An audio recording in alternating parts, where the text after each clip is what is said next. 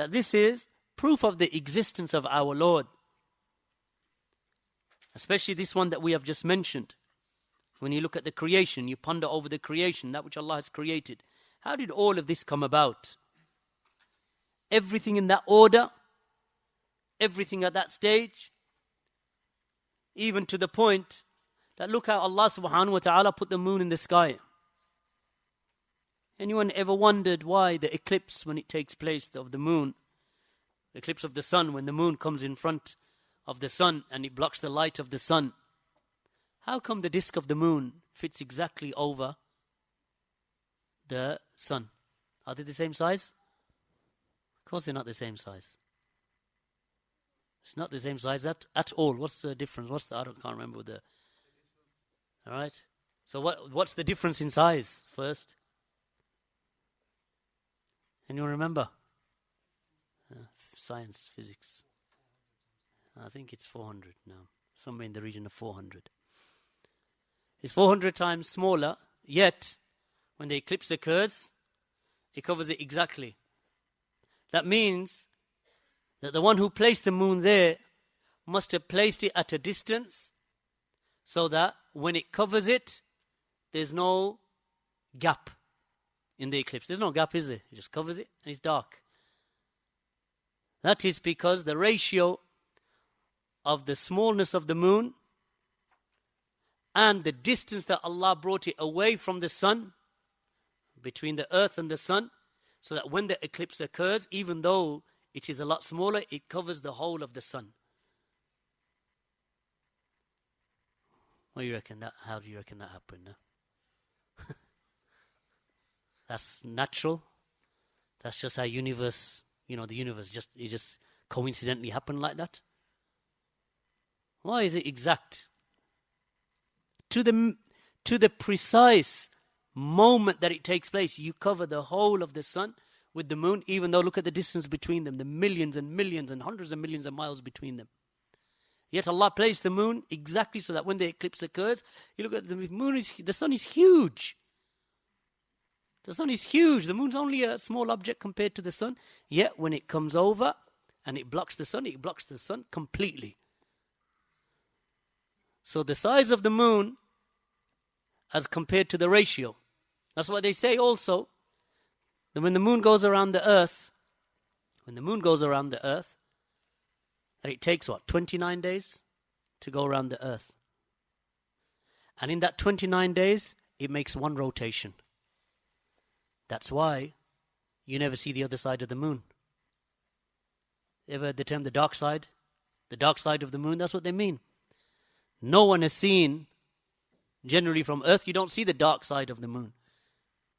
Why? Because as the moon goes around, it makes one rotation in 29 days, and it takes 29 days for it to rotate or to encircle the earth.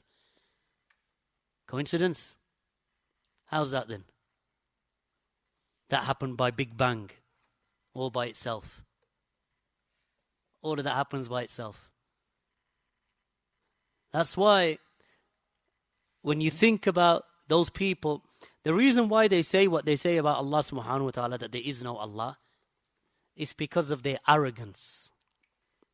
It is because of they are conceited or self-conceited and arrogant.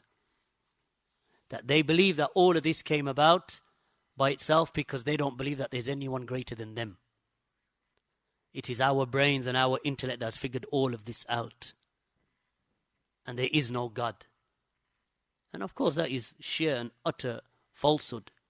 Just by looking at these, I mean I've just discussed what the moon and what the moon does. Imagine everything else in the universe and how it works. And how Allah subhanahu wa ta'ala has created the orbits and the seasons and how they keep coming back. We're back in winter again. And before you know it, it'll be spring again. Look how the seasons come in and out. And how we harvest our crop at the same time every year. You can measure it by your atomic watch. Yet Allah subhanahu wa ta'ala put it there. In its place. So much so that you can now make a judgment and plan your calendar for the next 20 years. Your harvest of wheat or your corn. Because Allah allows you to plant, and you know that Allah has created it in a fashion when you can now harvest your crop at a particular time, sell it in the market at a particular time for 20, 30 years to come. So long as your land remains, and the earth remains, and your life remains. All of this is what? Just happened, coincidentally. Natural selection between species of animals and plants and so on.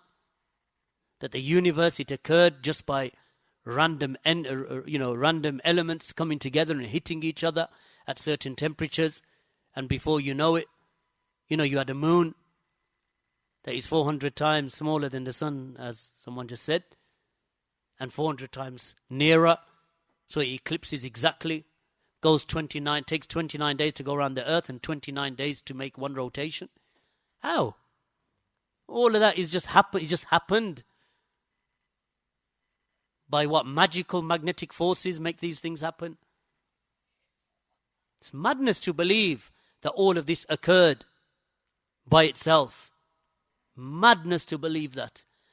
And the thing is, they're trying to say that it's the human intellect that leads them to come to that conclusion. Rather, it's the human intellect that leads you never to come to that conclusion. It's the opposite in reality. They say the more that you ponder, this is how we came to it. No, actually, the more you think about it, the more you think there must have been a creator, not less.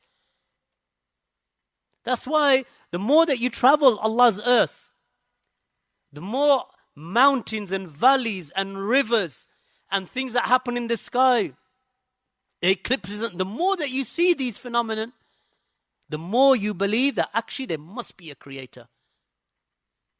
Whereas these arrogant souls, the more that they see this, the more arrogant they become, because they're not looking at what they're looking at. They're looking at, look how clever we are. That's arrogance in reality. But they won't, no one's going to sit there and say, yeah, I'm really proud and arrogant, and I believe that, there can't be a God who created me. I'm too clever for a God to create me. That's in essence what they believe. Because when the sincere person looks at the creation, he becomes, he has that awe, that look at the insignificance of myself and the greatness of the one who put that thing in place. The greatness of Allah. But these pseudo-intellectuals, when they look at the creation, they think, look how mighty that moon is. I wonder how it got there. Look how clever I am. I've just figured out how it got there. That's how they think. That's not humbleness. That's not humility. That's arrogance and pride. They are mutakabbirun. They are like the Fir'aun. And they are like this tyrant who tried to debate with Ibrahim alayhi salam. But when death comes to them, then the reality hits. But by that time it's too late. So don't allow yourselves or your children to fall into these foolish arguments. Because in reality, it is our intellect. The more that you think, the more that you ponder over the creation, the more that you believe in Allah, and the greater your iman. Greater your iman. Just looking at plants growing in the garden builds a believer's iman. But they don't think like that.